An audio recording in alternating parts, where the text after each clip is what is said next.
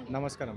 చౌటుప్పల్ దగ్గర నల్గొండ వాస్తవ్యుడు ఒక ఆయన బీఆర్ఎస్ నేత ఆయన్ని 3 ముక్కలుగా కొంతమంది దుండగులు జరిగింది. దీన్ని కాంగ్రెస్ నేతలు చేశారని చెప్పి వాళ్ళ కుటుంబ సభ్యులు అంటున్నారు. ఇట్లా రాజకీయ కక్షలు పెట్టుకొని వాళ్ళ గురించి ఏం మాట్లాడుతారు? తెలంగాణలో అంటే లాస్ట్ మంత్ నుంచి మనం కంటిన్యూస్లీ జరుగుతున్నాయి. ఇప్పుడు మీరు చౌటుప్పల్ అన్నారు, ఇవాళ మార్నింగే ఒక లాయర్ని కూడా చేశారు. అసలు హోమ్ మినిస్ట్రీ తెలంగాణలో కంప్లీట్లీ ఫెయిల్ అయిపోయింది.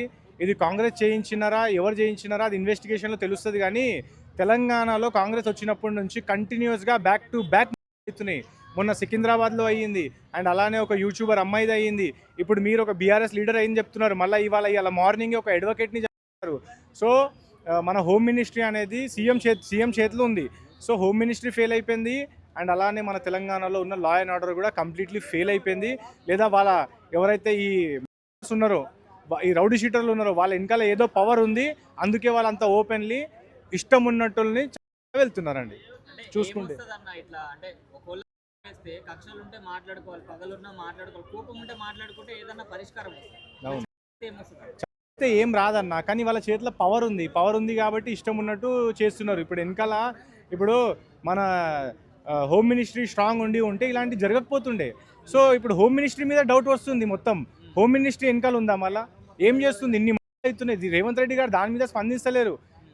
సెంట్రల్ మినిస్టరు వాళ్ళ పెద్ద మన మంగళి ఇలాంటి ఇష్యూస్ మీద స్పందిస్తున్నారు. కానీ ఇప్పుడు ఇంత పొద్దున పూటనే ఒక పెద్ద లాయర్ని చెప్పారు స్పాట్లో. మళ్ళీ ఆ వ్యక్తికి ఎంత ధైర్యం ఉండొచ్చు, ఆ వ్యక్తి వెనకాల ఎంత పెద్ద వాళ్ళు ఉండొచ్చు. So home ministry completely fail అయిపోయింది. వాళ్ళ మీదనే డౌట్ వస్తుంది. రేవంత్ రెడ్డి గారు మీరు ఏం చేస్తున్నారో మాకైతే అర్థమవుతలేదు. కానీ తెలంగాణలో కంటిన్యూస్గా మీద అవుతున్నాయి.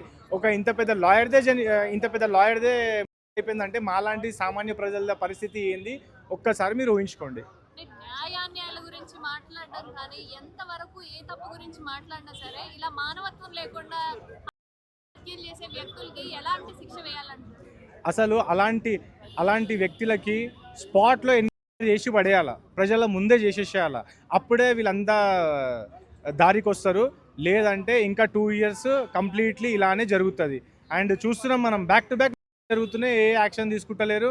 అరెస్ట్ అయ్యారు అని చెప్తున్నారు. దాని తర్వాత ఏమవుతుందో వాళ్ళు 3 monthsలో మళ్ళీ బెయిల్ తీసుకొని బయటికి వచ్చేస్తున్నారు. సో దీంట్లో కంప్లీట్లీ హోమ్ మినిస్ట్రీ మీదనే డౌట్ మనకైతే పడుతుంది.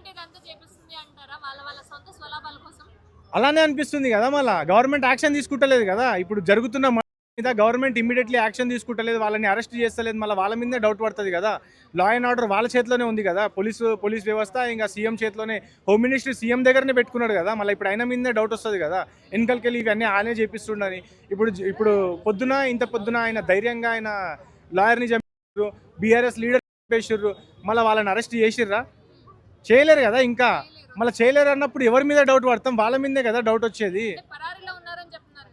పరారీలో ఉంటే ఎంత 8 hours 12 hours సీసీ కెమెరాలు లేవా తెలంగాణలో? ఎక్కడెక్కడ పోతున్నారు?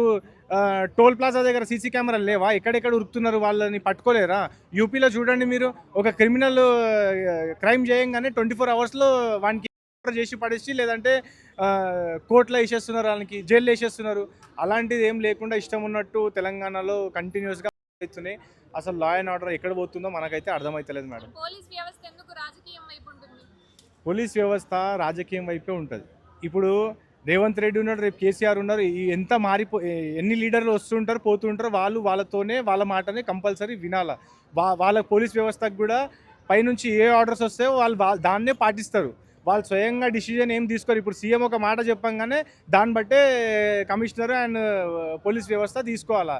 బట్ రోజుకి జరుగుతున్నాయంటే మన తెలంగాణలో ఏం జరుగుతుంది, లా అండ్ ఆర్డర్ ఎటు పోతుంది మనకైతే అర్థమవుతుంది.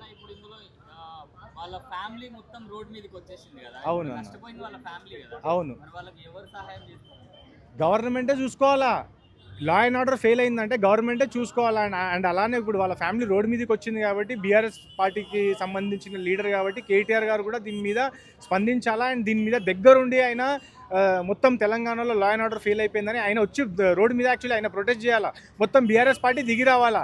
బీఆర్ఎస్ పార్టీ దీని మీద స్పందించదు. కానీ ఎవరో సెంట్రల్ మినిస్టర్ కొడుకు అది చేసిండు ఇది చేసిండు అని లక్షల రూపాయలు ఖర్చు పెట్టి పోస్టర్లు పెడుతున్నారు. ఇప్పుడు మీ పార్టీలో ఒక పెద్ద లీడర్ అయిపోయింది. మీరు రండి, మీరు అందరు బయటికి వచ్చి మాట్లాడండి. అరే ఒక మనిషే కదా, లీడర్ కాకపోయినా కానీ ఆయన ఒక మనిషే కదా, ఇప్పుడు ఆయన ఫ్యామిలీని ఎవరు చూసుకుంటారు, ఎలా అలా ఫ్యామిలీ బతుకుతుంది? సో గవర్నమెంట్ అనేది వాళ్ళ ఫ్యామిలీలో ఖచ్చితంగా వాళ్ళ ఫ్యామిలీని ఆదుకోవాలా, ఇలా ఎప్పుడు కాకుండా చూసుకోవాలా. చూసుకోలేదంటే ఇది కంప్లీట్లీ గవర్నమెంట్ ఫెయిలియర్ అని నేను అనుకుంటున్నాను అన్న.